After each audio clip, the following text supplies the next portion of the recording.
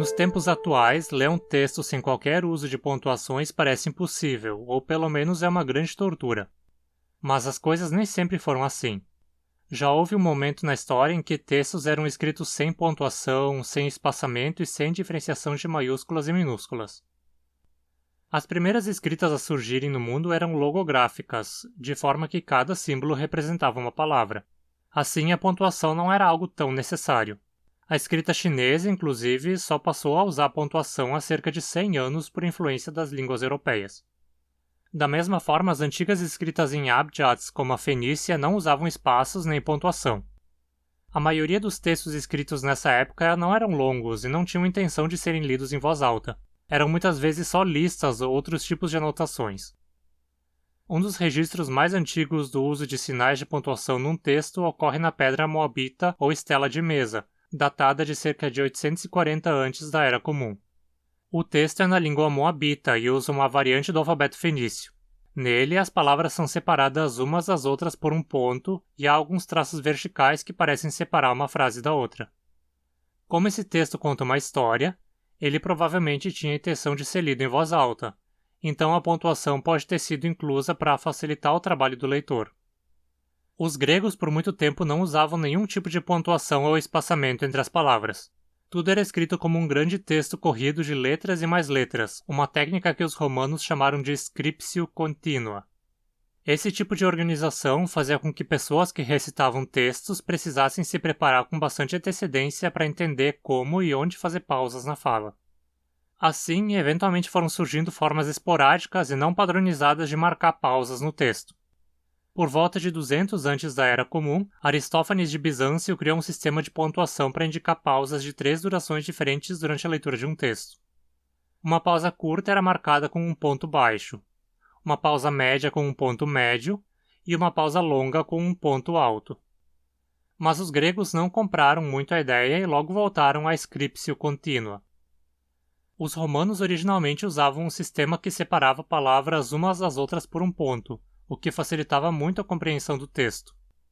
Contudo, por influência grega, eles acabaram passando a usar a scriptio continua também, piorando a leitura dos textos.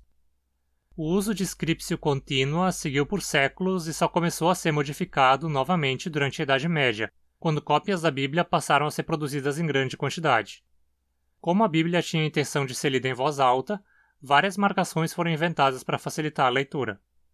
Uma delas era o parágrafos, uma linha horizontal que marcava o início de uma nova seção do texto.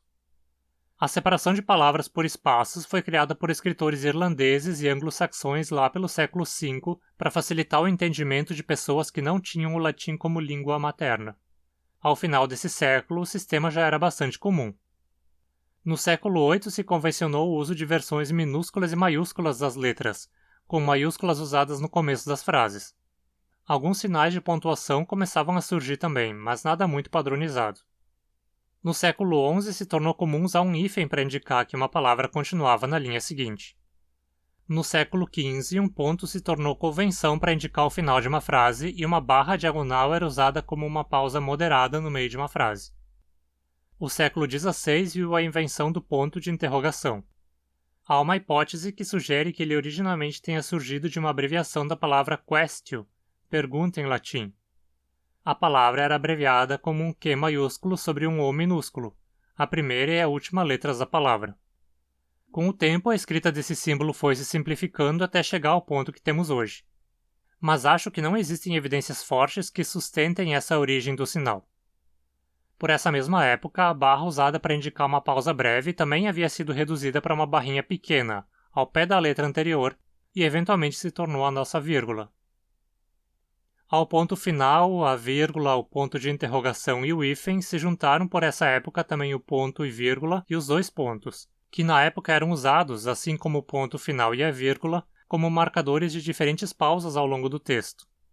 Mas no final do século XVI, a função gramatical da pontuação se tornou mais padronizada, e no século XVII outros sinais de pontuação que já eram esporadicamente usados se tornaram padrão também, como as aspas, o apóstrofo, o ponto de exclamação e o travessão.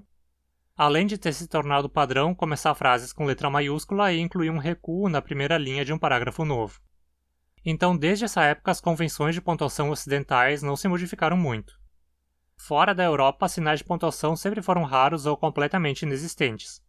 O chinês, como mencionei no início do vídeo, não usava pontuação nenhuma, mas de vez em quando eram empregados pequenos círculos e traços para marcar algum tipo de pausa.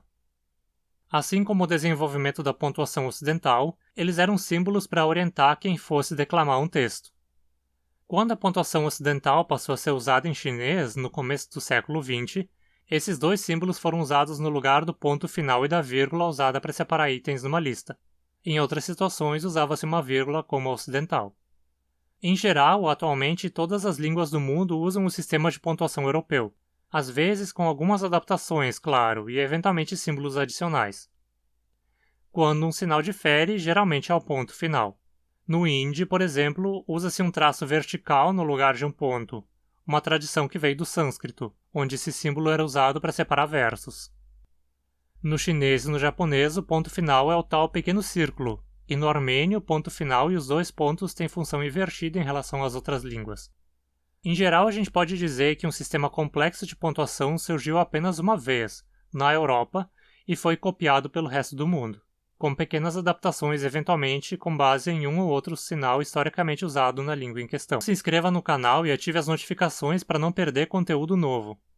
E deixe sua curtida, seu comentário e compartilhe o vídeo para ajudar no engajamento. Tudo isso é de graça e mesmo assim muito importante para o canal. E me segue também lá no Instagram para mais conteúdo. Obrigado e até a próxima!